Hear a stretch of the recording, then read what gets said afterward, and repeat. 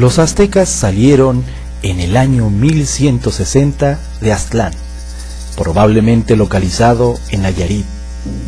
Según la leyenda, fueron guiados por su líder Meshi, que después lo convirtieron en dios. Pasaron por Chicomostoc, que algunos autores lo han localizado en Zacatecas, donde convivieron con otras tribus nahuatlacas.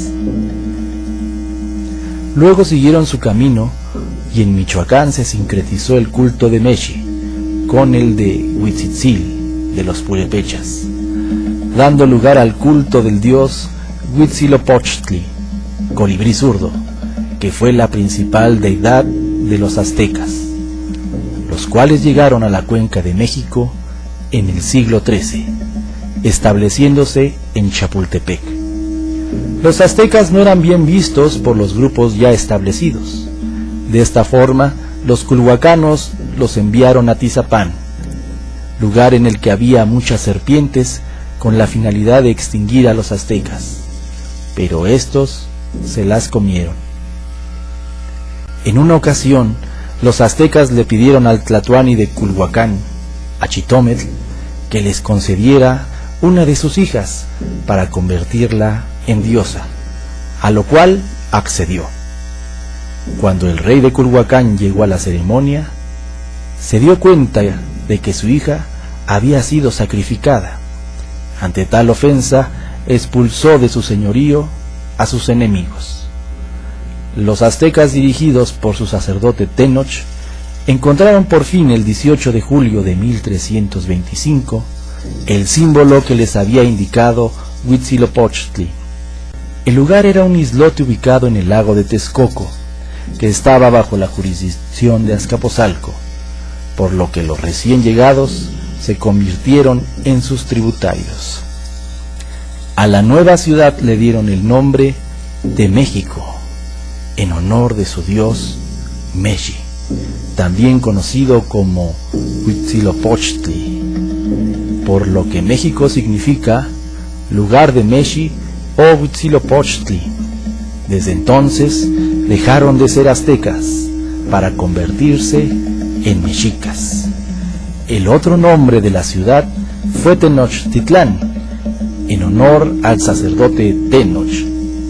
Los mexicas trazaron su ciudad a partir del símbolo del quincunce, un centro donde se ubicaba su teocalli, unido por 4 barrios o calpulis. Para ganar más espacio al lago, formaron chinampas. En el año de 1337 se dividieron los mexicas. Un grupo se quedó en Tenochtitlán y el otro creó un señorío en Tlatelolco, lugar que se haría famoso por su enorme tianguis. Al morir Tenoch, los mexicas se dieron cuenta que para obtener legitimidad se tenía que enlazar con el linaje de los toltecas, ya que este grupo había tenido prestigio en la antigüedad. Tula se había dispersado siglos antes, pero sus herederos se ubicaron en diferentes sitios, uno de ellos Culhuacán, por lo que los mexicas volvieron a ver al rey Achitometl para que les diera un hijo que se convertiría en su tlatoani. El rey de Culhuacán lo pensó mucho, teniendo como antecedente la muerte de su hija, pero al final optó por darles a los mexicas a su hijo Acamapichtli, quien se convirtió en el primer tlatoani mexica, adoptando la forma de gobierno señorial, y además se habían aculturado, al casarse sus miembros con mujeres culhuacanas, creando un proceso de aculturación que les permitió aprender la forma de vida de sus esposas. Durante el gobierno de Acamapichtli, los mexicas siguieron siendo un pueblo tributario de los tepanecas, a quienes ayudaron a conquistar Xochimilco, Mixqui, Huitláhuac y Cuauhnáhuac.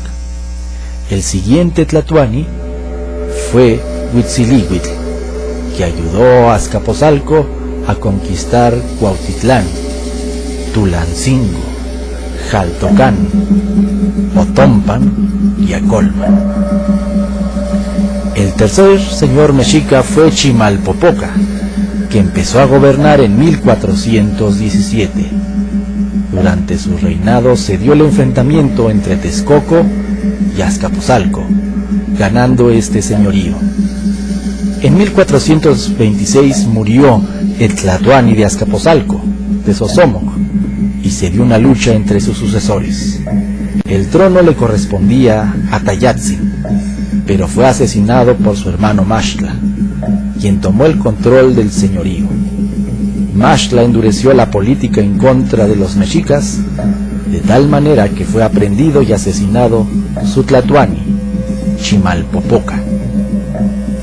En 1427, Ixcoatl inició su gobierno y se unió con el heredero al trono de Texcoco, Nezahualcóyotl, para vencer a los tepanecas en 1428.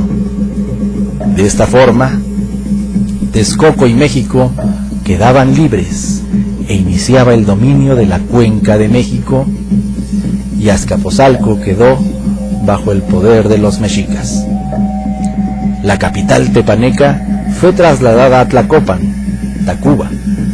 Siguiendo un modelo antiguo, se formó una triple alianza entre México, Texcoco y Tacuba.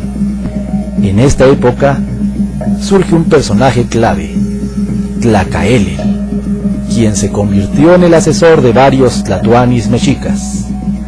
Él sugirió quemar los códices y escribir nuevos para cambiar la historia del último grupo en llegar a la Cuenca de México, y que ahora se convertía en el pueblo elegido, el pueblo del sol. Tlacaelel construyó la visión militar religiosa que entronizó como principal deidad a Huitzilopochtli. Implantó las guerras floridas con Tlaxcala y Huejotzingo. En 1440 fue nombrado Tlatoani de México Motecuzoma el Huicamina, quien conquistó Chalco, Tepeyacac, Cuautinchan, entre otros.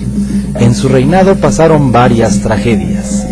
Por ejemplo, en 1449, Tenochtitlán sufrió una inundación, por lo que el señor de Texcoco, Nezahualcóyotl, construyó un albarradón.